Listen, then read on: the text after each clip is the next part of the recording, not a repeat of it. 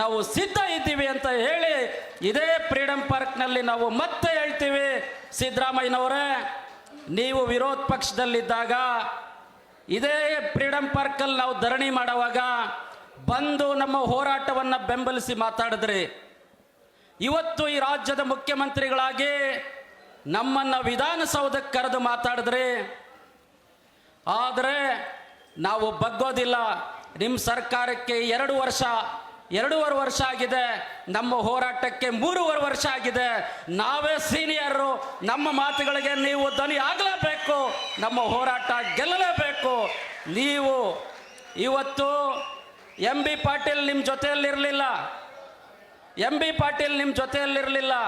ನೀವು MB ಪಾಟೀಲ್ಗೆಲ್ಲ ಭಯ ಪಡಬೇಕಾಗಿರೋದು, ಇಲ್ಲಿನ ರೈತರಿಗೆ ಅನ್ನೋದನ್ನ ನೀವು ಅರ್ಥ ಮಾಡ್ಕೋಬೇಕು.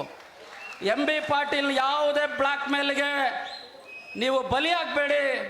ಬಲಿಯಾದರೆ ಅವ್ರ ಜೊತೆಯಲ್ಲಿ ನೀವು ಪಾತಾಳಕ್ಕೆ ಕುಸಿತೀರಿ, ನಿಮ್ಮ ಮೌಲ್ಯಗಳು ಪಾತಾಳಕ್ಕೆ ಹೋಗ್ತವೆ. ಅದನ್ನು ಮಾಡ್ಲಿಕ್ಕೆ ಬಿಡಬೇಡಿ ಅಂತ ಹೇಳಿ ನಾನು ಚನ್ನರಾಯಪಟ್ಟಣದ ರೈತರ ಪರವಾಗಿ ನಾನು ಒತ್ತಾಯ ಮಾಡ್ತಿದ್ದೀನಿ.